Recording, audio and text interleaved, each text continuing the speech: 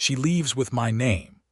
Emmett Cooper said it so quietly that the words barely carried over the dry desert wind, but every man standing in the Silver Spur Saloon heard them as clearly as a gunshot. The stranger at the bar did not flinch. He was a wide man, barrel-chested and slow-eyed, with a leather satchel clutched against his ribs like something precious lived inside it. He had ridden into Caldwell Flats 2 hours before Pauline Garrison had appeared on the horizon, and whatever connection existed between them had turned Emmett's blood to something cold and purposeful the moment he noticed the stranger watching her dust trail through the dirty window glass. Pauline stood in the center of the saloon with her hat in her hands, her dark hair loose from its pins, and her jaw set in a way that told the room she had been surviving things longer than most men lived. She did not look at Emmett. She looked at the man with the satchel, and what Emmett saw in her eyes then was something that cracked straight through his chest because it was not anger and it was not fear. It was the particular exhaustion of someone who had been running from a betrayal so deep it had reshaped the bones of who they were. "You followed me here," she said to the man with the satchel. Her voice did not shake. "I followed the deed," the man replied. He patted the satchel. "Your name is still on it, Miss Garrison, but names can be removed. Courts do it every day." "Not in my county," Emmett said, and he stepped forward from the far end of the bar. The room rearranged itself around that single step. Men who had been drinking tilted slightly back. The barkeep, an older man named Horace with a gray mustache and excellent instincts, lowered his hands beneath the bar. The 2 ranch hands who worked for Emmett drifted almost imperceptibly toward the door, blocking it without any visible instruction to do so. The stranger with the satchel looked at Emmett for the first time. He took in the lean, sun-dark face, the range clothes that were well-worn but of good quality, the quiet authority that sat on Emmett like a second skin. He glanced at the badge on the wall behind the bar, the framed commission letter with Emmett's name on it. He glanced at the men drifting toward the door. "And who are you?" the stranger asked. "I am the man who owns the biggest parcel of land between here and the Red River," Emmett said. "I am the man who employs half this town and funds the other half's credit. And I am the man telling you right now that this woman rode in alone." He paused, and those green eyes of his did not blink once. "And she leaves with my name." Pauline Garrison finally looked at him. In that single moment of eye contact, something enormous and wordless passed between 2 people who had not, until that afternoon, exchanged more than a handful of sentences. It was not comfortable. It was not romantic, not yet. It was the kind of look that happens when one person does something so unexpected and so precisely right that the recipient does not know what to do with the gratitude and the wariness all at once. The stranger with the satchel laughed. "Big talk from a rancher." "I am not talking," Emmett said. "I am informing you. 3 weeks earlier, none of this had existed." 3 weeks before that evening in the Silver Spur Saloon, Emmett Cooper had been standing in his north pasture watching a fence line and thinking about water rights, and Pauline Garrison had been 400 miles to the east, making the worst and most necessary decision of her life. Her father's ranch in Comanche County had been called the Garrison Spread since 1861, when Thomas Garrison had bought 1,000 acres of rocky Texas ground with cattle money and a fearlessness that bordered on recklessness. He had built it through drought and war and Comanche raids and the long, brutal depression after Appomattox. He had raised Pauline on that land, alone after her mother died of fever in 1874, and when he followed his wife to the grave in the autumn of 1883, he left every acre and every head of cattle to his only child. Pauline was 26 years old when Thomas Garrison died. She had spent those 26 years learning every inch of the land, every season of the cattle, every trick of the water table and the grass cycles and the economics of the beef markets. She could ride as well as any hand on the spread. She could read a contract faster than most lawyers in the county seat. She was, in every practical sense, already running the ranch before her father passed, because Thomas Garrison had been sick for 2 years before the end, and he had trusted his daughter absolutely. The trouble arrived in the form of her father's business partner, a man named Gerald Holt. Gerald Holt was 44 years old in 1883, a former land speculator from Georgia who had arrived in Comanche County in 1879 and attached himself to Thomas Garrison's operation with the kind of slow, patient, strategic patience that only works on genuinely good people who do not expect betrayal from those they trust. Thomas had taken him in as a junior partner, given him a small stake in the cattle operation, and considered him a friend. What Thomas had not known, because Gerald Holt was very skilled at concealment, was that over the 4 years of their partnership, Holt had been quietly and systematically forging the paperwork that would eventually make the Garrison spread his. He had connections to a crooked land agent in Austin named Prescott Mallory, and between the two of them they had constructed a document trail suggesting that Thomas Garrison had, in 1881, signed over 30% controlling interest in the land itself to Holt, contingent on certain debts being satisfied. The debts, naturally, had never been satisfied because they had been invented. Thomas Garrison died without ever knowing, and 6 weeks after the funeral, when Pauline was still raw with grief and just beginning to understand the full scope of what managing the ranch alone would require, Gerald Holt arrived at the front door of the ranch house with Prescott Mallory and 2 men from a legal firm in Austin, and he presented the documents. Pauline had read every page. She had recognized immediately that the signature attributed to her father on the controlling interest agreement was wrong. Her father had a particular way of forming the G in Garrison, a double loop that she had watched him make 1,000 times. The G on Holt's documents was a single loop. It was subtle.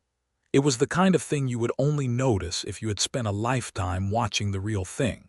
She told Holt she would contest the documents in court. He smiled at her with the particular patience of a man who has already rigged the game and said she was welcome to try. Over the next 3 months, Pauline discovered the full architecture of the trap. Holt had Prescott Mallory, who had relationships with 2 of the 3 sitting judges in Comanche County. He had the forged documents, which were well made enough that a casual examination would not catch them. He had money and time and the patience of someone who had been building this particular scheme for 4 years. He had, most importantly, the law in his pocket. Pauline had the truth, and the truth, she was learning in the most brutal way possible, was not always enough. She sold a small herd of her own cattle, the ones that were unambiguously hers by bill of sale rather than the contested land deed, and used the money to hire a lawyer from Fort Worth named James Aldridge. Aldridge reviewed the documents, confirmed her suspicion about the forged signature, and told her that the forgery case would be strong if she could find corroborating evidence, specifically any record of what her father's actual signature looked like on a document that predated Holt's involvement. The evidence existed. She knew it existed. Her father had, in 1880, registered the original land deed with the Territorial Land Office, and that registration bore his true and unforged signature. The problem was that the land office was in Austin, and the copy that should have existed in the Comanche County Courthouse had disappeared, vanished.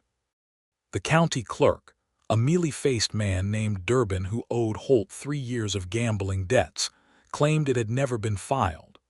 Aldridge told her the Austin copy could be subpoenaed, but that Prescott Mallory would likely be able to delay the process for a year or more given his connections, and that during that time the court might well allow Holt to assume management of the contested assets. She would lose the cattle operation. She might lose the house. She would be fighting from a position of poverty against a man with resources and a corrupted local judiciary. She thought about it for one night. Just one night, sitting at the kitchen table where her father had eaten every meal of his adult life, with the lamp burning low and the coyotes calling out in the dark mesquite, and she made her decision. She was not going to fight the battle on Holt's chosen ground. She needed something Holt had not anticipated. She needed someone with land and money and reputation outside of Comanche County, someone whose name and standing were large enough to make Holt hesitate, someone who could give her the time and the resources to fight back from a position of safety rather than desperation. She needed an ally. A woman alone did not have many options in 1883 Texas. Pauline Garrison was clear-eyed enough to know that. She had read the newspapers. She had heard the names. She knew the way power worked in the territory, and she had, in her father's correspondence files, a letter from a man named Samuel Dawes who had once tried to broker a cattle deal between Thomas Garrison and a rancher up in the Oklahoma Territory named Emmett Cooper. The deal had never gone through, but Dawes' letter had described Cooper in terms that stuck in Pauline's memory. Largest private landholding in 3 counties, straight as a fence post, does not owe Holt or Mallory a thing, lost his wife 2 years back and has run the Cooper Ranch alone since. She did not know if any of that was still true. She did not know if he would help her. She did not know what she was riding into. She saddled her horse at 4 in the morning on a Tuesday in late October of 1883, packed 2 saddlebags with everything irreplaceable, and rode north before Gerald Holt's men knew she was gone. She rode alone, and she rode hard, and she rode for 4 days through country that was alternately beautiful and indifferent to her existence. She crossed the Red River at a low ford she found by following the cottonwood trees, and she entered the Oklahoma Territory with nothing but her father's correspondence and the truth, and a very capable mare named Duster. She arrived in Caldwell Flats on a Friday afternoon, dusty and tired, and carrying more interior weight than her frame seemed built to hold. She had barely dismounted outside the Silver Spur Saloon when she noticed the barrel-chested man watching her from the doorway. She recognized him. She had never seen him before, but she recognized the type, the hired-eye look, the satchel held too tight. Gerald Holt had anticipated her after all. He had not anticipated Emmett Cooper. Later that evening, after the man with the satchel had looked at the blocked door and the cold-eyed rancher, and made the calculation that retreat was wisdom, and after he had left Caldwell Flats on a horse that moved with dignified speed, Emmett Cooper sat across from Pauline Garrison at a corner table in the Silver Spur Saloon, and she told him everything. She told it plainly and in order, the way she had organized it in her own mind during 4 days of riding, and she did not ask for sympathy or soften any of the harder facts. She told him about the forged documents and the crooked judges and the county clerk who had made the courthouse copy disappear. She told him about Aldridge and the Austin Land Office and the year-long delay Mallory could construct. She told him about her father's G, the double loop she had watched 1,000 times. Emmett Cooper listened without interrupting. He had a cup of coffee in front of him that he barely touched. He watched her face the whole time she talked, not in the calculating way of a man assessing a deal, but in the focused way of someone who understands that the face tells you what the words sometimes cannot. When she finished, the saloon had thinned out. Horace was wiping down the bar. The lamp above their table threw a warm circle of light that made the rest of the room feel distant. "Why me?" Emmett asked. "Samuel Dawes wrote my father a letter in 1881, Pauline said. He described you as a man who could not be bought." "Dawes talks too much," Emmett said, but there was a very slight shift at the corner of his mouth that was not quite a smile. "Can he be bought?" Pauline asked. "Dawes, certainly, not for this kind of thing, but certainly." "I meant you." Emmett looked at her steadily. "No," he said, "not for this kind of thing." The silence between them was not uncomfortable. It had the quality of a silence between 2 people who are both thinking seriously about the same serious thing. "What you are proposing," Emmett said, "is that I marry you, a woman I met 4 hours ago, in order to give you the legal protection of my name and my landholding, while you pursue a fraud case against a man who has already bought half the judiciary in Comanche County." "Yes," Pauline said, "that is exactly what I am proposing." "And what do you offer me?" She had prepared for this question. She reached into the interior pocket of her riding coat and produced a folded document. She opened it and laid it on the table. It was a handwritten agreement, drawn up in her own careful hand during those 4 days of riding, in the spare hours of each evening camp. It proposed a business arrangement. In exchange for his name and his protection for a period of 1 year, she would sign over a 10% interest in the Garrison spread once it was recovered. She would work his ranch in whatever capacity was most useful during that period.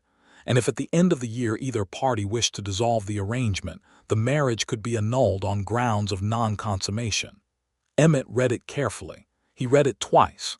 Then he folded it and handed it back to her. "You drafted this yourself," he said. "Yes, it is well constructed. I had 4 days. He looked at her again with that direct, unreadable attention. "I do not need 10% of your ranch," he said. Pauline felt the ground shift beneath her. She had been holding herself together on the architecture of this plan for weeks, and the possibility that it might simply not work had been the thing she could not let herself look at directly, because if it failed she had nowhere left to go. "Then what do you need?" she asked, and she kept her voice level through what felt like genuine effort. "I do not know yet," Emmett said, "but it is not 10% of contested property." He stood up. "You look like you have not slept properly in 4 days. 3, she said. "I slept on the first night. There is a room above the general store that Mrs. Calloway keeps for travelers. It is clean and it locks. I will pay for a week." He held up his hand before she could speak. "Not charity, an advance on consultation. I want to look at all the documents you brought with you tomorrow morning, and I want to write a letter to a lawyer I know in Kansas City. In the meantime, you are not safe alone, and you are not in a condition to make good decisions, which means neither am I." Pauline Garrison looked at this man. This rancher she had ridden 400 miles to find on the strength of a 2-year-old second-hand description, and she felt something she had not felt since her father died. It was not romantic, not yet. It was the specific relief of being in the presence of someone genuinely competent and genuinely decent, which had been in short supply in her life for the past 3 months. "Thank you," she said. "Do not thank me yet," Emmett said. "Holt is going to send more than 1 man." He was right, of course. The second man arrived 2 days later. He was not like the barrel-chested one with the satchel.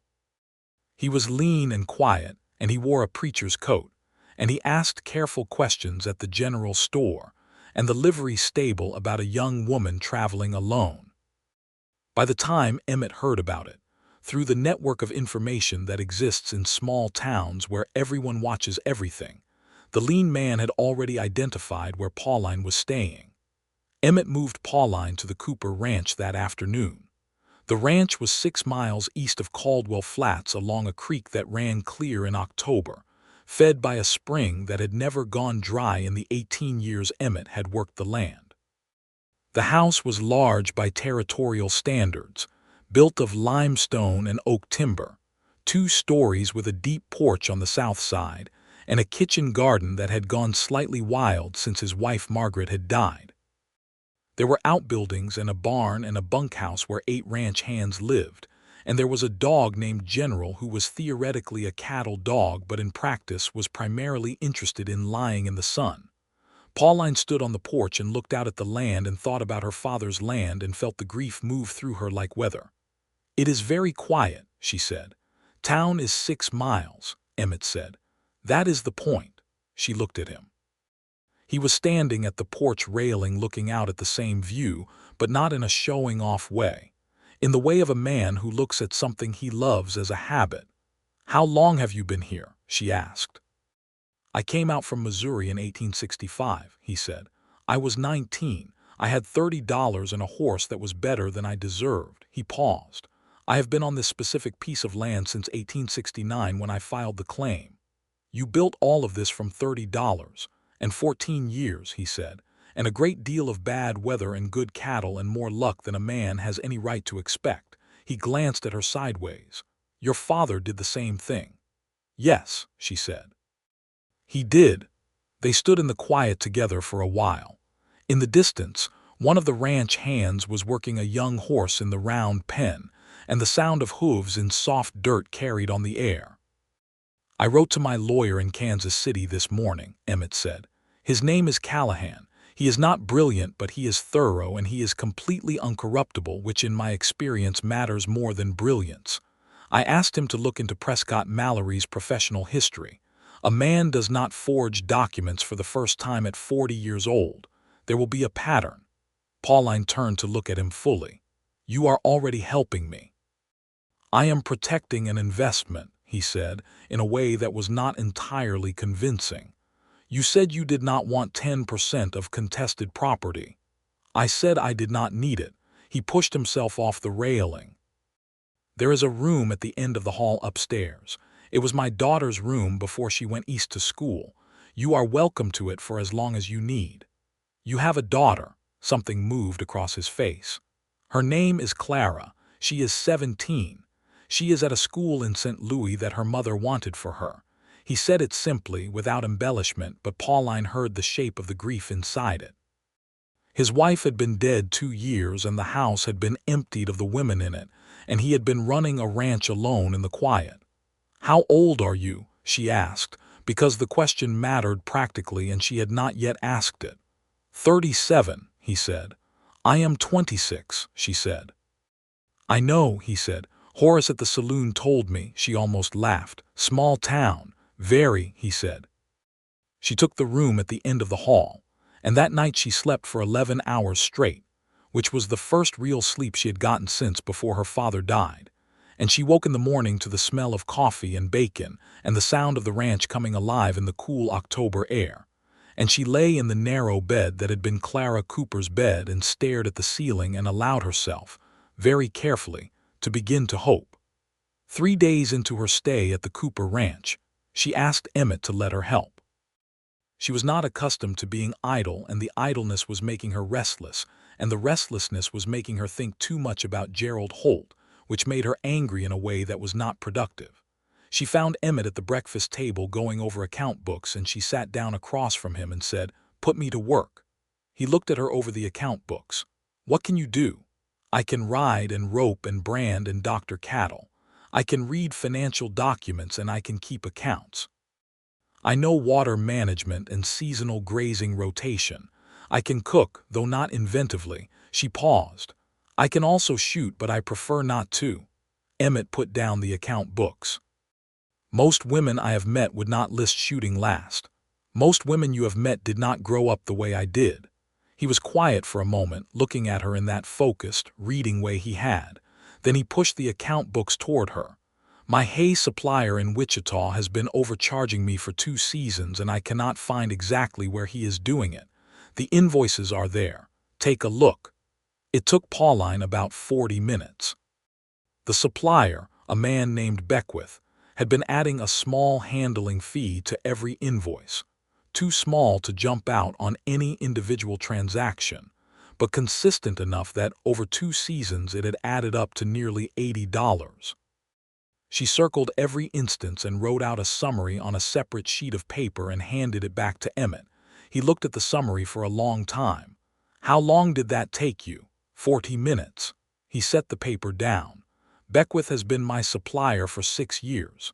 People change when they think no one is watching closely enough," Pauline said.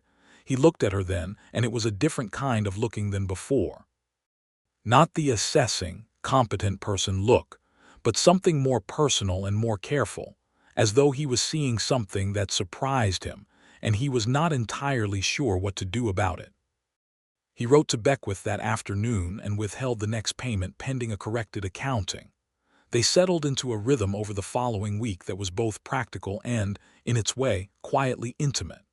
Not intimate in the way of people who have chosen each other, but in the way of 2 people who are suddenly sharing a life and finding, against all practical expectation, that the fit is not bad.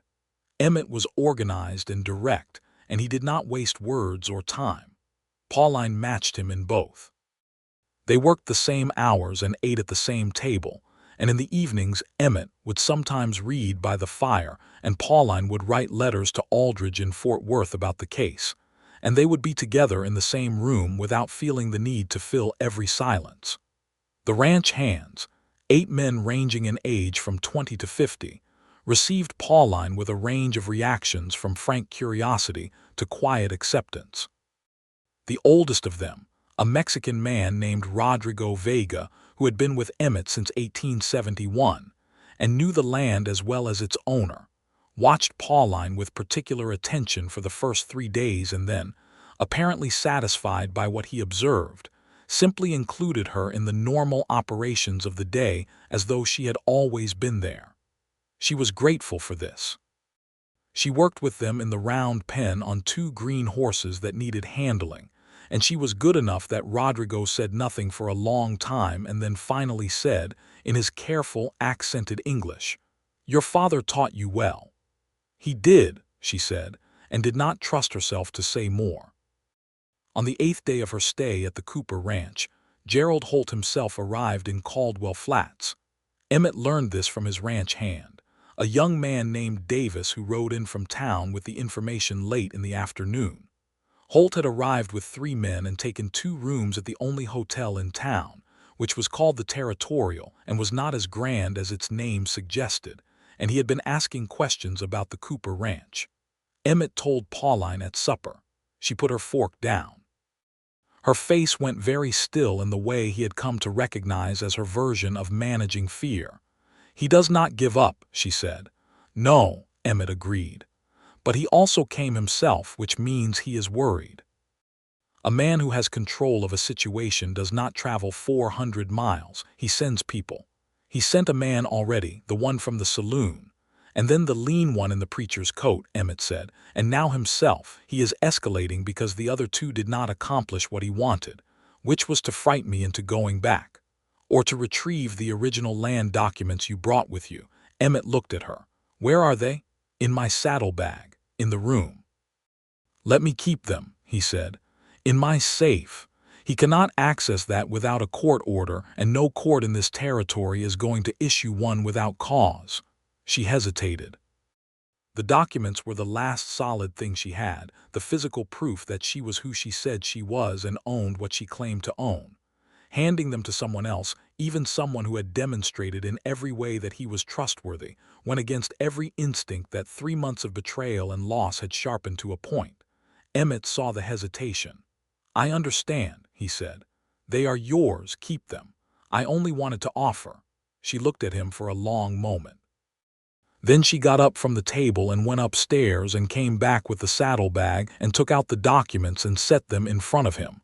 "Keep them," she said. "Please." He locked them in the iron safe in his study that same evening. The next morning, Emmett rode into Caldwell Flats and walked into the Territorial Hotel and knocked on the door of Gerald Holt's room. He told Pauline about it that evening. He had waited until Holt opened the door, and then he had looked at the man for a moment, just long enough for Holt to understand that he was being looked at by someone who did not require a response, and then he had said, very quietly, "This is my county. What happens here happens because I allow it. I have Miss Garrison's documents in my safe and her interests under my protection, and her lawyer in Fort Worth has already filed a notice of contest in Comanche County. If you have business here, you conduct it through the territorial court, in the open.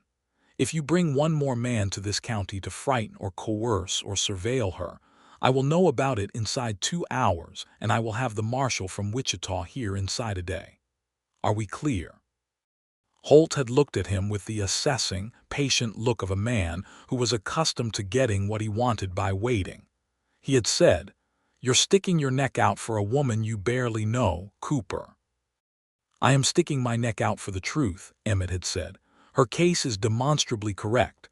The signature on your document is forged. You and Mallory built a trap around a dead man's good faith, and I find that particular kind of betrayal personally repugnant." There was a pause. "She must be something," Holt had said. "Good day, Mr. Holt," Emmett had said and walked out. Pauline listened to this account in silence. When he finished, she was quiet for a moment. "You did not have to do that," she said. "I know. He will see it as provocation. He was already provoked. He traveled 400 miles. I just made clear that the terrain here is not to his advantage." She looked at the fire. "What is it that you want, Emmett, really, from this arrangement?" The question sat in the air between them. He had been expecting it or something like it. He had been thinking about the answer for days. "I want my county to remain a place where the law means something," he said carefully. "That is a political answer." "Yes," he admitted. The silence stretched. "My wife died in the spring of 1881, he said eventually. "Influenza. She was very good and I loved her, and her death left a hole in this house that I have been moving around the edges of for 2 years." He paused. "I am not telling you this as a bid for sympathy. I am telling you because you asked what I want, and the honest answer involves more personal territory than I usually occupy." Pauline waited. "I want someone in this house who is here because they choose to be," he said.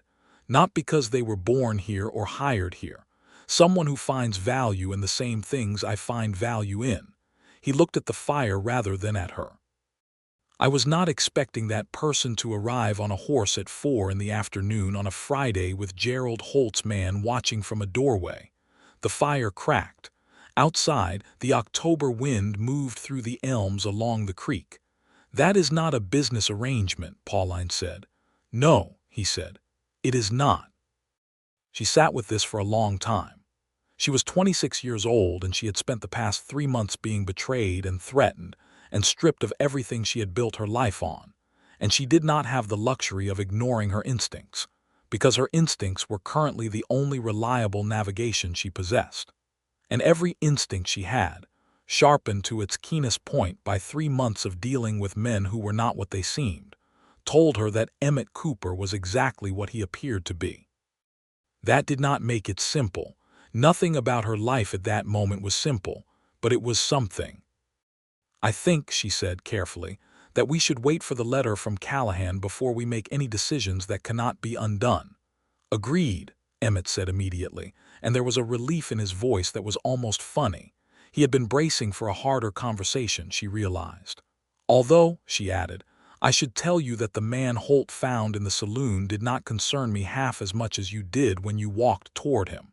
He looked at her now. "Why?" "Because I had not expected anyone to do that," she said simply. "I had been managing things alone for so long that I had stopped expecting it." He held her gaze for a moment. Then he said very quietly, "You do not have to manage things alone anymore." She did not say anything to that, but she did not look away either. The letter from Callahan arrived 11 days later, on a cold November morning when the first real frost had come in overnight and the grass sparkled in the early light. It was a thick letter, 4 pages in a lawyer's careful handwriting, and Emmett read it at the breakfast table while Pauline sat across from him with her coffee and watched his face. Callahan had found 3 prior cases involving Prescott Mallory that bore remarkable similarities to the Garrison situation. In 2 of those cases, Mallory had worked with a land agent who had subsequently been disbarred in Kansas. In the 3rd, a woman in Colorado Territory had nearly lost a property claim before the forgery was discovered by a circuit judge who happened to have known the original signatory personally and recognized the discrepancy in the signature. The Colorado case had been settled in the woman's favor, and Prescott Mallory had quietly removed himself from that territory before the final judgment. "He has done this before," Pauline said when Emmett finished reading. "More than once," Emmett said. "And Callahan says the Colorado case created a legal precedent that Aldridge can cite. More importantly, the circuit judge in the Colorado case is now sitting on the federal bench in the Indian Territory, and his name is Judge Roland Hames. Can we get before Hames? The Garrison land is in Comanche County, which is Texas jurisdiction, not federal, but Callahan says that the fraud itself, if it involved forged federal land registration documents, crosses into federal jurisdiction." Emmett looked at her. "Did your father register the original deed through the federal land office?" Pauline went still. "He registered it through both, state and federal. He was meticulous."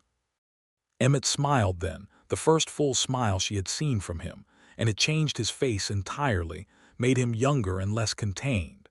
Then the Federal Land Office in Austin holds a copy of the original registration, and that registration falls under federal jurisdiction. Holt cannot suppress a federal subpoena. Mallory's connections do not extend to the federal bench, Emmett said, and certainly not to a man who has already seen this trick once. Pauline put down her coffee cup. She covered her face with her hands for a moment, not in distress, but in the overwhelming physical sensation of a long siege suddenly showing its end. "We need Aldridge to file in federal court," she said through her hands. "I will wire him this morning," Emmett said. She lowered her hands. Her eyes were bright. "Emmett."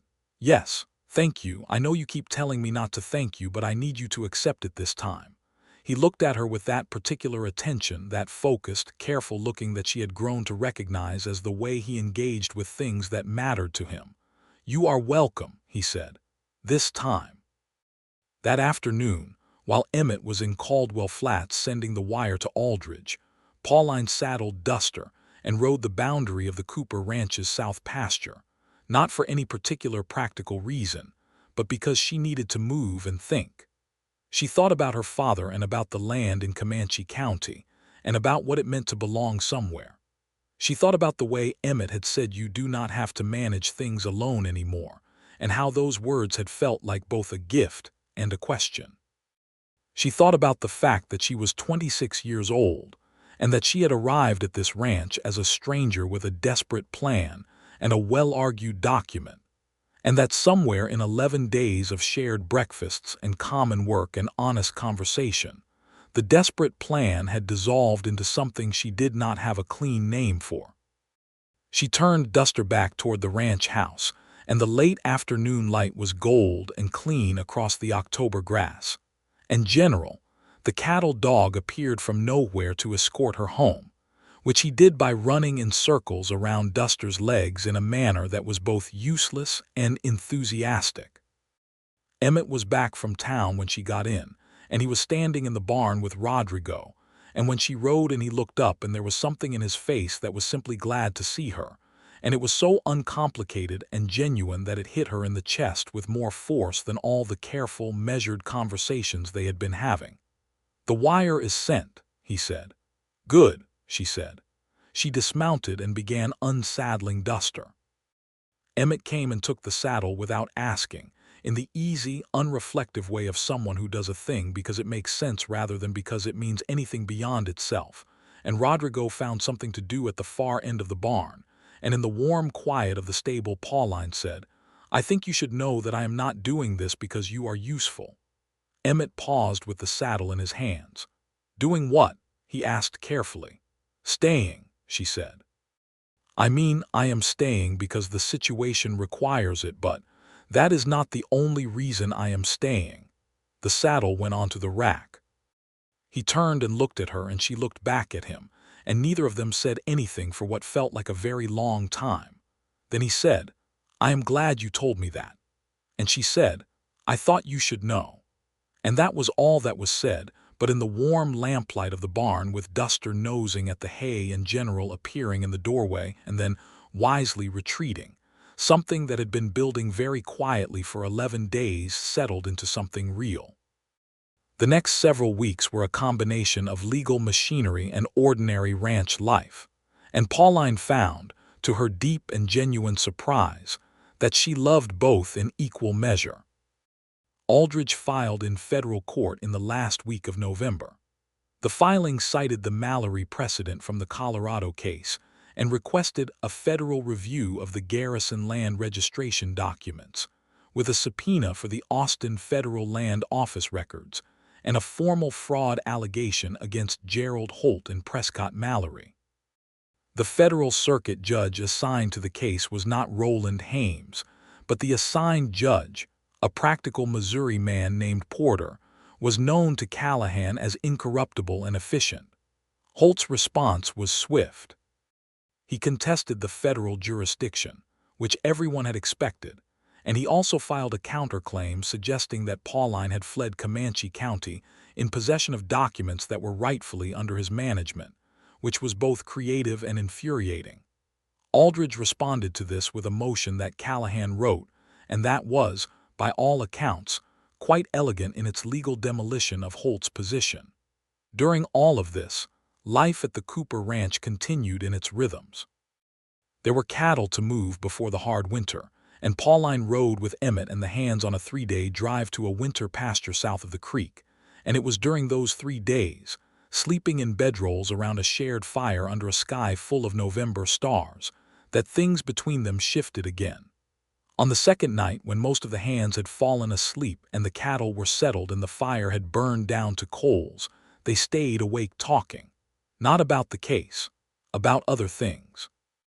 He told her about Missouri, and about the long wagon ride west in 1865, and about the first 2 years on the territory when it had been very hard, and he had been very young, and there had been nights he wondered if he had made a catastrophic mistake. She told him about her mother, who had been a school teacher before she married Thomas, and who had given Pauline her love of books and her particular habit of thinking problems through in writing before attempting to solve them aloud. She told him about a summer when she was 15, and she had ridden 3 days alone to a neighboring spread to retrieve a bull that had broken through a fence, and her father had let her go because he trusted her, and she had always carried that trust as something precious. "He sounds like a remarkable man," Emmett said. "He was the best person I ever knew," Pauline said. "Until recently." The fire cracked between them, and she did not clarify, and he did not ask her to. On the 3rd day of the drive, pushing the last of the herd through a creek crossing, one of the young steers panicked and turned back, and Pauline cut him off with duster in a move that was clean and fast and precise. And when she brought him around and pushed him back into the herd, she caught Emmett watching her from across the creek, with an expression that was both admiring and unguarded. And for a moment, it was neither case strategy nor careful management of proximity, but just 2 people looking at each other with uncomplicated warmth. Rodrigo, who was watching from the bank, said something in Spanish that made 2 of the other hands laugh, and Emmett called out Rodrigo in a warning tone, and Rodrigo spread his hands innocently, and Pauline decided not to ask for a translation. They arrived back at the ranch house on a Friday evening, and Emmett's daughter Clara arrived from St. Louis on a Saturday morning, home for the winter holiday. Clara Cooper was 17, and she had her father's green eyes and a directness that was entirely her own. She arrived on the morning stage from Wichita with 2 trunks and a stack of books, and immediately noticed Pauline at the kitchen table. She looked at her father with an expression that was equal parts curiosity and amusement, and she said, "You did not mention a guest." "Miss Garrison is here on a matter of considerable complexity," Emmett said, in the tone of a man who is aware he sounds more formal than the situation requires. Clara looked at Pauline. "Are you the one from Texas who rode up here alone because of the forged land documents?" Pauline blinked. "How do you know about that?"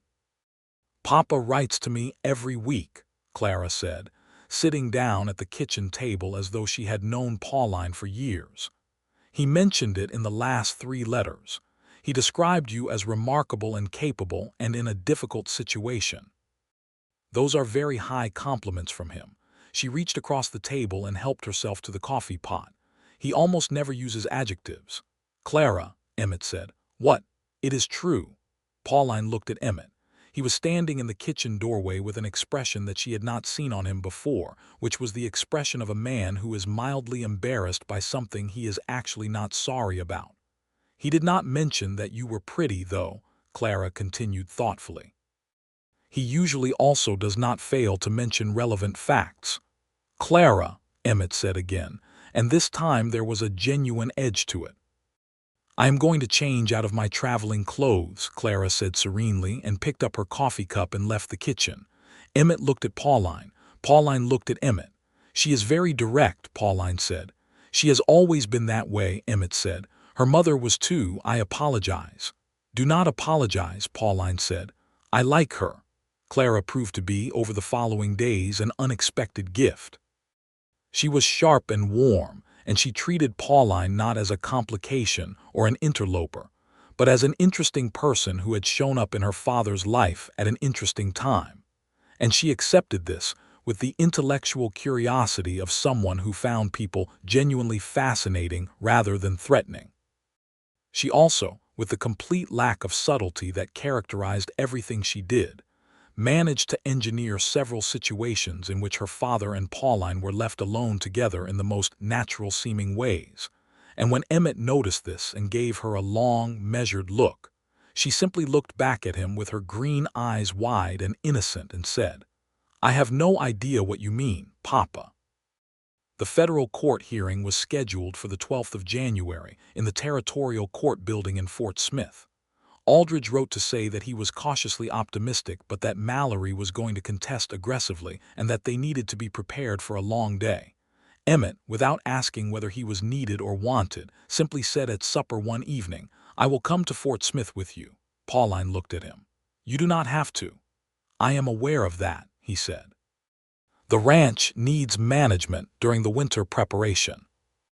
Rodrigo has managed this ranch through circumstances considerably worse than my absence for a day, Emmett said, in the patient tone he used when he thought she was arguing against her own interests for principle's sake. She opened her mouth. "Pauline," he said quietly. She closed her mouth. "Let me come," he said. "Yes," she said. "All right. Yes." Clara, who was sitting at the other end of the table pretending to read, turned a page that was certainly upside down. December moved over the Oklahoma Territory with its particular cold clarity, the big sky going a hard blue every day, and the nights dropping to temperatures that made the creek groan under its ice. Pauline learned the winter rhythms of the Cooper Ranch, the way the cattle needed checking twice daily in the hardest cold, the way the water troughs iced overnight and had to be broken up at first light, the particular smell of a barn in winter with the animals close and warm inside it. She had been on the Cooper Ranch for nearly 2 months, and she had been thinking about the question of what came after. What happened when the case was resolved and the Garrison spread was restored to her, and what it meant that the thought of returning to Comanche County was no longer entirely the homecoming she had imagined it would be. On a cold December evening when Clara had gone to visit the minister's wife in town and she and Emmett were alone by the fire, she asked him directly. "What happens after January?" she said. He looked up from the book he was reading. "In what sense? If we win, if the federal court finds in my favor and the Garrison spread is returned to my name, what happens then?" He set the book down on his knee. He looked at her with that particular careful attention. "What do you want to happen?" "I asked you first," she said. "Yes," he said. "You did." He was quiet for a moment. "I want you to stay. At the ranch." "In my life," he said simply. "The ranch is where I live, so yes, here. But I mean more than the geography." She looked at the fire for a moment. "My father's land is important to me. I know. I cannot simply abandon it. It is everything he built, everything he meant. I know that too. Comanche County is 400 miles from here." "I am aware of the distance," Emmett said. He paused.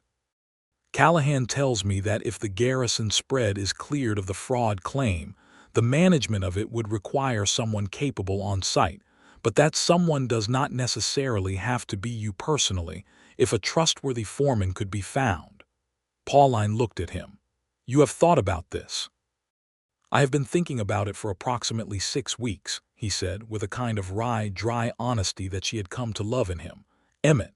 "Yes. I have been thinking about it for approximately 6 weeks as well," she said. The fire cracked. The wind moved outside. General was asleep near the hearth, which he was not supposed to be, and neither of them had done anything about it. "I am not a simple woman," she said. "I have opinions and I will argue them, and I do not intend to become decorative." "I have never been remotely interested in decorative," he said. "My ranch will need attention and resources and my involvement even if I am not there in person." "Your ranch," he said. "Not a tenth of it as consideration for services rendered. Your ranch entirely yours." She looked at him. "That was never going to be enough for you, was it? The 10% proposal." "It was entirely inadequate," he agreed. "What is enough?" He looked at her steadily across the firelight. "You," he said. "Just you." There was a long moment in which the words settled into the room and neither of them moved. Then Pauline said, "I think you should know that I fell somewhat in love with you approximately 2 weeks after I arrived." Something happened to his face that she had never seen before, something open and a little undone, as though a long-held tension had released. "About the same time," he said, "2 weeks, perhaps 10 days, she laughed, which surprised them both because it was a real laugh, unguarded and warm, and he smiled at her in response, that full smile that changed his whole face. "We are practical people," she said. "Very," he agreed. "We could be practical about this too." "We could," he said. "Or—" He stood up from his chair and crossed the small distance between them, and she tipped her face up toward his, and he took her hand in both of his hands and held it with the particular gentleness of a man who is aware of the weight of what he is doing. "Pauline Garrison," he said, "I would very much like to court you properly, which I acknowledge is complicated by the fact that you are already living in my house, but nevertheless—" "I accept the courtship," she said, "and the complication." He pressed her hand to his lips, which was both old-fashioned and perfect, and she felt it all the way through. The 12th of January arrived gray and cold, with a front moving in from the north, and Emmett and Pauline made the journey to Fort Smith in a good closed carriage that kept the worst of the wind out. They did not talk much on the road. There was an anticipatory quiet between them, the shared silence of two people who have said everything important and are now waiting for the world to catch up. Fort Smith was a real city by territorial standards, with brick buildings and a federal courthouse that was solid and unambiguous in its authority. Aldridge met them on the steps, a lean Fort Worth lawyer in a good coat with a leather satchel that was very different from the sinister one in the Silver Spur Saloon, and he shook Emmett's hand and gave Pauline a nod of real confidence. "I heard from Callahan this morning," Aldridge said. "Judge Porter received the Federal Land Office records from Austin yesterday. They arrived in time."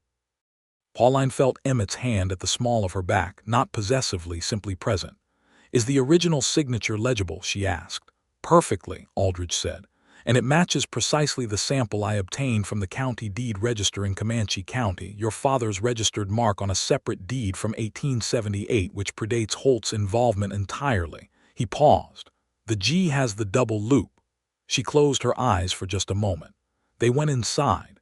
The hearing lasted 6 hours. It was not pleasant. Mallory's attorney was a smooth, aggressive man who attempted 4 separate procedural challenges to the federal jurisdiction, all of which Judge Porter dismissed with a brevity that suggested he had no patience for delay.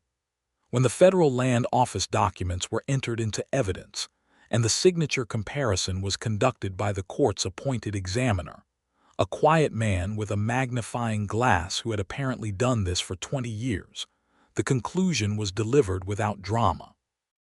The signature on the controlling interest agreement presented by Gerald Holt did not match the verified signature of Thomas Garrison on any contemporaneous document. It was, in the examiner's professional opinion, a forgery. Prescott Mallory turned a particular shade of gray. Gerald Holt sat very still at his attorney's table for a long moment. Then he stood up and walked out of the courtroom, which Judge Porter allowed, because there was nowhere Holt was going that mattered anymore. The legal structure he had built was collapsing behind him. Judge Porter issued a preliminary injunction restoring the Garrison spread to Pauline's sole ownership pending a final order, referred the fraud matter to the federal prosecutor's office, and complimented Aldridge on a well-prepared case in the dry, efficient way of a man who did not give compliments lightly.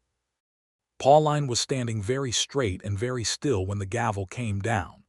Then Emmett's hand was on her shoulder and she turned and looked at him, and there was nothing careful in either of their faces in that moment, no management of expression or strategic consideration, just two people who had fought for something real and arrived at the other side of it. "Your ranch," he said quietly. "Yes," she said. She wanted to cry and she did not cry, because they were in a federal courtroom and she was Pauline Garrison, and she had been holding herself together for too long to come apart in a courthouse. but she held Emmett's hand the entire walk down the courthouse steps and out into the gray January cold, and she did not let go until they reached the carriage. Aldridge joined them for supper at the hotel where they were staying that night, and the supper was good, and the conversation was warm, and Aldridge, who had been watching the two of them for the past several hours with the quiet amusement of an intelligent man observing something obvious, raised his glass at the end of the meal and said, "To the recovery of the Garrison spread, and to whatever else is being recovered here." Pauline laughed. Emmett gave Aldridge a look that was both warning and acknowledgement. Aldridge looked unrepentant. That night in the carriage hotel at Fort Smith, Pauline sat at the small writing desk in her room and wrote a letter to Rodrigo about the outcome. She wrote a letter to Clara, who was back at the ranch with Rodrigo and the hands, because Clara had wanted to come, and Emmett had said absolutely not, and Clara had argued for 20 minutes and ultimately accepted the outcome with gracious resentment. She wrote a letter to James Aldridge's office, formally authorizing him to work with the federal prosecutor's office going forward. And then she sat at the desk for a while and looked at nothing in particular and let herself feel, fully and without reservation, the complicated joy of having won. In the morning they began the return journey to Caldwell Flats. The front that had been threatening arrived during the night, and the world was white and clean and cold when they loaded into the carriage before first light. Emmett drove because the roads were uncertain and he knew the country. Pauline sat beside him in the front rather than inside, with a buffalo robe across their laps and her shoulder against his, and the breath of the horses making clouds in the cold air. "I need to go to Comanche County," she said, about an hour into the journey. "I need to go to the Garrison spread and make sure it is intact and find a good foreman and see to the cattle through the rest of winter." "Yes," Emmett said. "Will you come with me?" He looked at the road for a moment. "Yes," he said, "but first there is something I want to ask you." "Ask." "I want to ask you properly," he said, "with more ceremony than this carriage on an icy road." "I already told you that I fell in love with you. I do not know what more ceremony is needed." "Pauline." "Yes." "Let me do this correctly," he said, and there was something in his voice that was both firm and a little vulnerable, and she found both things affecting. "All right," she said. "You may do it correctly."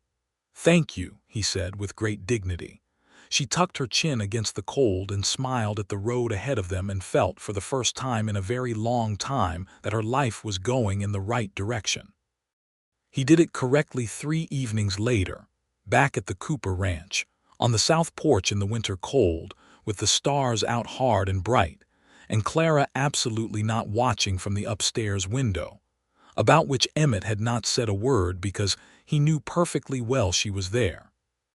He had a ring that had been his grandmother's, a simple gold band with a small garnet stone, and he said what he had clearly been working on saying for some time, about the woman who had ridden in alone and changed the quality of his life, about the particular honor and privilege he felt in loving someone who was so entirely and unflinchingly themselves, about the wanting to spend whatever time he had being useful to her in the way she had been useful to him. Pauline said yes before he had quite finished, which he later told her was not how it was supposed to work, and she told him she had never been very patient with formalities, and he said he had noticed. And then he put his grandmother's ring on her finger and she kissed him for the first time, standing on the south porch of the Cooper Ranch under the January stars, and it was both exactly as she had imagined and better, because the real thing is always better when it is with the right person. Upstairs, Clara Cooper made a sound that was probably supposed to be inaudible, and was not. They married in the Caldwell Flats Church on a Saturday in February, with Rodrigo as a witness, and Clara standing up with Pauline in a dress Clara had sent away to Wichita for and insisted on presenting as a gift. Horace from the Silver Spur Saloon attended in a clean shirt with his mustache newly combed. James Aldridge rode up from Fort Worth. Half the town came, because Emmett Cooper's name was known and respected in 3 counties, and people wanted to witness something that felt, against the grinding ordinaries of frontier life, genuinely good. The minister was a young man who had been at his post for only 2 years and was still occasionally astonished by the variety of human circumstance that walked through his door. He married them with appropriate gravity and genuine warmth. And when he said, "You may kiss your bride," Emmett kissed her, and there was a sound from the assembled crowd that was half cheer and half something softer. And Clara cried with complete unself-consciousness, and then argued for the rest of the day that she had not. The reception was held in the Silver Spur Saloon, which was not typical for a wedding but was entirely typical for Caldwell Flats. And Horace opened his best whiskey, and someone produced a fiddle, and someone else produced a guitar, and there was dancing on the swept wooden floor until 10 o'clock at night. And Pauline danced with Emmett and with Rodrigo and with each of the ranch hands and with old Horace himself, who danced surprisingly well for a man his age.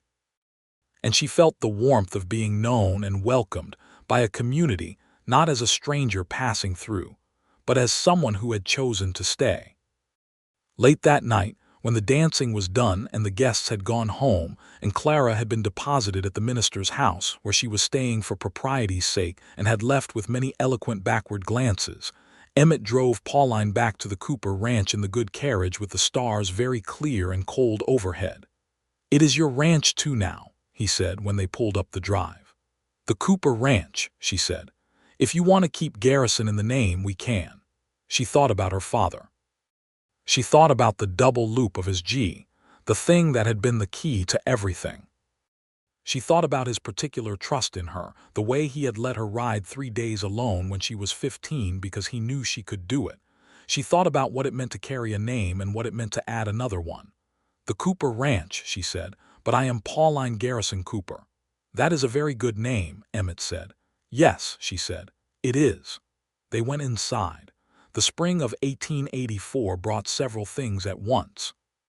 The federal case against Gerald Holt and Prescott Mallory moved forward with the methodical inevitability of federal machinery, and Aldridge wrote in April that Holt had entered a negotiated plea that would see him pay significant restitution and surrender any remaining claim to the Garrison spread, while Mallory had his legal credentials suspended pending further proceedings. The corrupt county clerk in Comanche County was removed from office. The Comanche County Courthouse suddenly rediscovered the copy of the original deed that had been suppressed.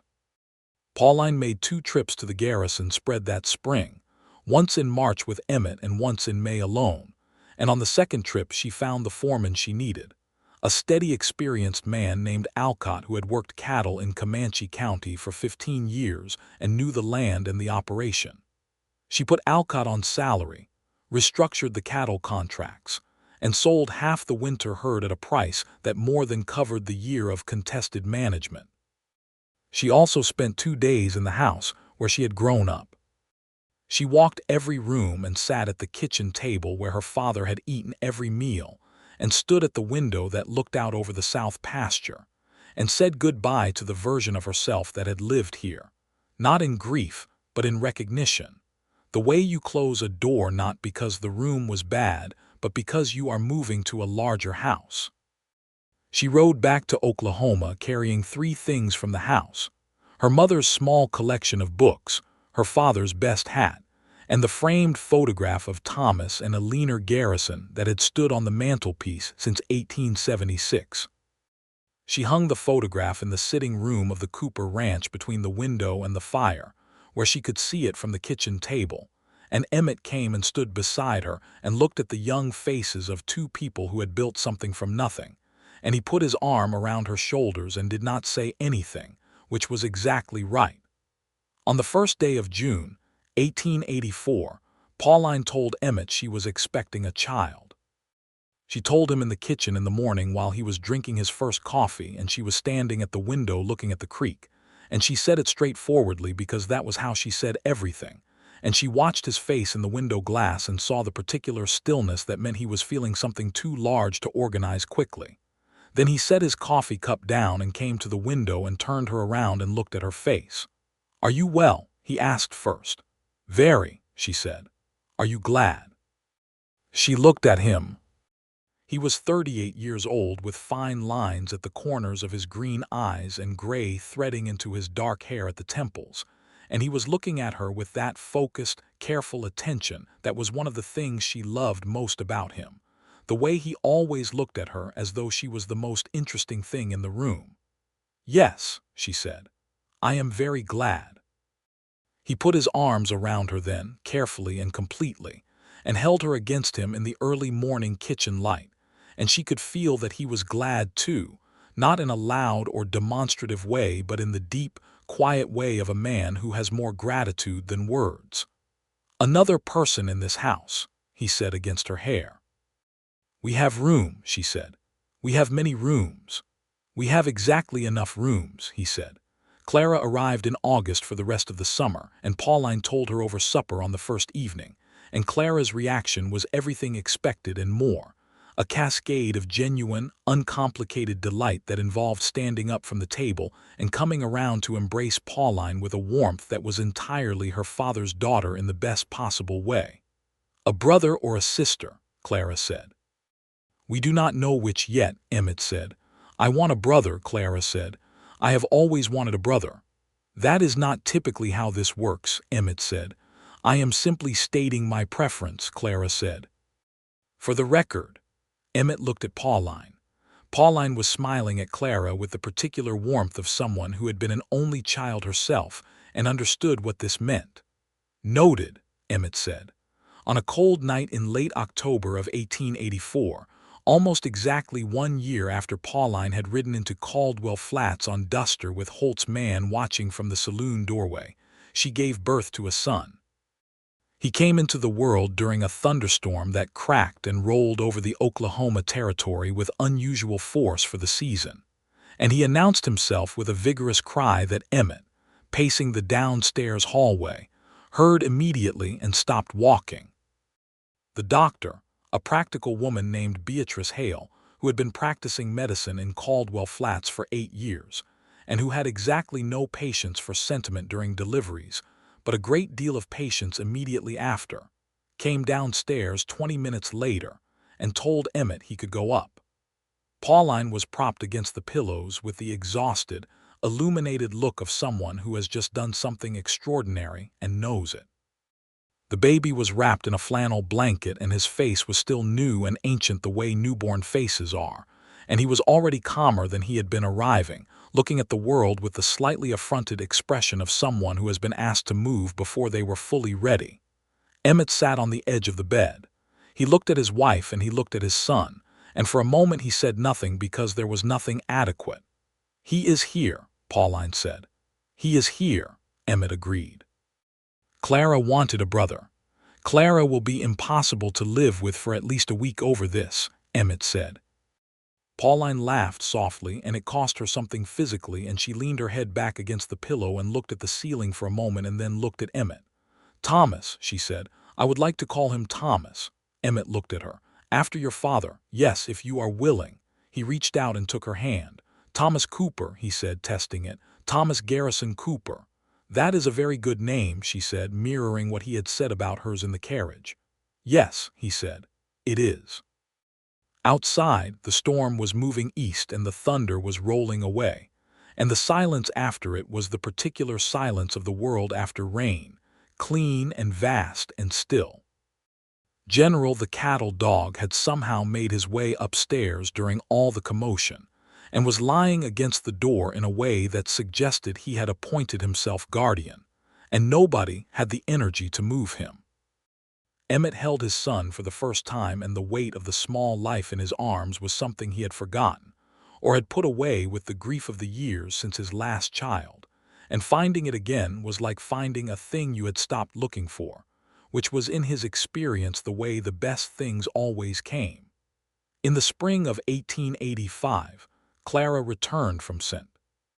Louis for the summer and brought with her a young man she had met at a neighbor's house in December, a quiet young man from Springfield who was studying to be a civil engineer and had the good sense to be somewhat intimidated by Emmett and entirely charmed by Pauline, and Clara introduced him with a directness and confidence that was pure Cooper and pure herself. Emmett said almost nothing for 2 days and then took the young man, whose name was Henry, out to check the fence line on the north pasture, and they were gone for 4 hours. And when they came back, Henry looked thoughtful and Emmett looked fractionally more relaxed than he had been. And Clara looked at her father with her green eyes and said nothing but raised her eyebrows, and he gave her the small side smile that meant yes, fine, he passed. Thomas Garrison Cooper celebrated his first birthday in October of 1885 in a kitchen full of people, with Rodrigo and his wife Maria, who had come up from the southern pasture, and the ranch hands crowded in the doorway, and Clara sitting on the kitchen floor making the baby laugh by making faces, and Emmett standing at the table cutting the honey cake that Pauline had made from her mother's recipe. Pauline stood in the kitchen doorway and looked at the room full of warmth and noise and life, and thought about a Friday afternoon 1 year before, riding into Caldwell Flats alone with everything she owned in 2 saddlebags, and the specific particular loneliness of someone who has been stripped of everything but themselves. She thought about a man who had stepped forward from the end of a bar and said 8 words that had changed the entire direction of her life. She thought about what it meant to leave with someone's name. Not as possession, not as dependency, but as partnership, as chosen belonging, as the way 2 lives could become one larger life without either of them becoming less than what they were.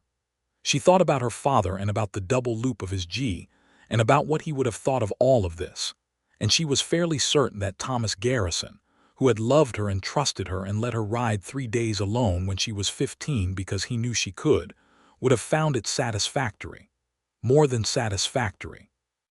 Emmett looked up from the honey cake and found her in the doorway and gave her the small, real smile that she had learned to read in all its variations over the past 1.5 years, the one that meant she was the most interesting thing in the room. She crossed the kitchen to stand beside him, and he handed her the first piece of cake, and she ate it standing at the kitchen table with her son laughing on the floor and her stepdaughter making faces, and the ranch hands crowded in the doorway. And outside, the October sun was going gold over the Oklahoma grass, and the creek was running clear in the distance, and General, the cattle dog, was lying on the porch, pretending not to hear the sounds of food being distributed inside. Life, she thought, had a particular quality when it was genuinely your own. 3 years after the day she had ridden into Caldwell Flats, Pauline Garrison Cooper sat at the kitchen table of the Cooper Ranch on a Tuesday morning with a cup of coffee, and a letter from Aldridge reporting that the final federal order in the Garrison fraud case had been entered, all proceedings concluded, all appeals exhausted by Holt and denied, all records corrected. The deed to the Garrison spread registered in her name as sole and unencumbered owner for the public record in perpetuity. She read the letter twice and then set it down and looked at the photograph of Thomas and a leaner Garrison on the wall between the window and the fire. "Done," she said quietly. Thomas the baby, who was almost 3 and had discovered the word no, and was exploring it with the intellectual thoroughness of someone who has found a fascinating tool, came into the kitchen at this moment dragging a wooden horse that Rodrigo had made him, and said no to something that had not been asked of him, and then sat down on the kitchen floor and looked at the horse with great seriousness. Emmett came in from outside, carrying the particular cold of an early autumn morning, and stopped when he saw her face. "The letter came," he said. "It is done," she said, "completely and officially done." He came and sat across from her, and she handed him the letter, and he read it. Thomas said no to the wooden horse, which did not respond. "Alcott will need to know," Emmett said. "I will write to him today. Aldridge should be thanked properly." "I have a case of your best whiskey in mind," Pauline said. "One of the good ones," Emmett agreed. Thomas came over and put the wooden horse on the table and looked at both his parents with great seriousness and then said, "No," which in this context appeared to be a greeting. Emmett picked him up, and the child immediately attempted to take Emmett's coffee cup and was redirected toward the wooden horse, and Pauline watched her husband and her son at the kitchen table in the autumn morning light and felt, completely and without reservation, the whole and finished shape of the life she was living. It was not the life she had planned. It was not the life that had existed before Gerald Holt and his forged documents and her father's death, and 4 days of hard riding through uncertain country. It was not the life of the woman who had arrived in Caldwell Flats on a Friday afternoon with everything in 2 saddlebags, and the specific courage of someone who has nothing left to lose. It was something better and more complicated and more real than that woman had thought to hope for. It was the life of someone who had ridden in alone and been seen clearly by someone worth being seen by, and had made the choice to stay. She had ridden in alone.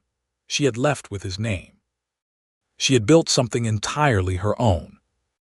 And on the autumn morning when everything was finally, officially, and permanently settled, she reached across the kitchen table and took her husband's hand, and he looked at her with his green eyes in the morning light, and neither of them needed to say a single word. 2 years after that, in the autumn of 1890, when Thomas was 5 and had moved on from no to an elaborate vocabulary deployed at maximum volume, the Cooper Ranch welcomed a daughter. Pauline went into labor on a Sunday afternoon, while Emmett was in the north pasture and Rodrigo rode out to fetch him, and he arrived back at the house at a run that he would not admit to later, and Beatrice Hale was already there and unimpressed by the drama, and the baby arrived before supper on the quieter side of evening.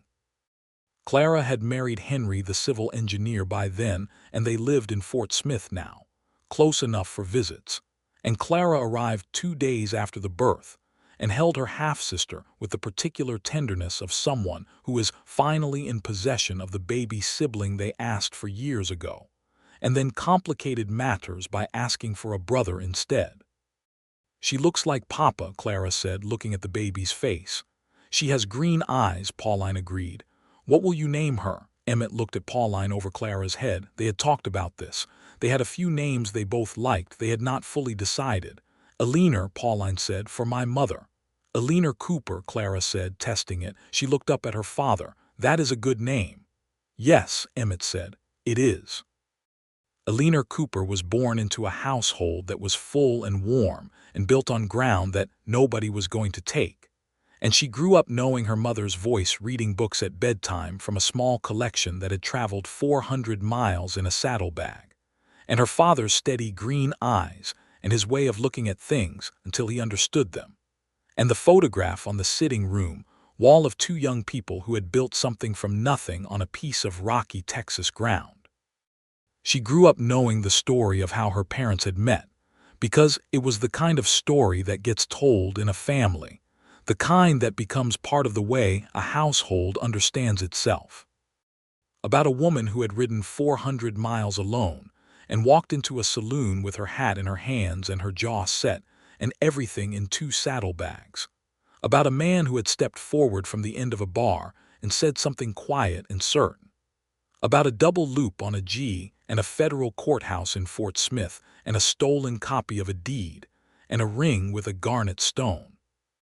About how sometimes the most important thing a person can do is ride toward the right place even when they are not sure it is the right place, and trust that when they arrive, if they are lucky and brave and honest enough, someone will be standing there who sees them clearly. She rode in alone. She left with his name, and everything that came after was entirely and beautifully theirs.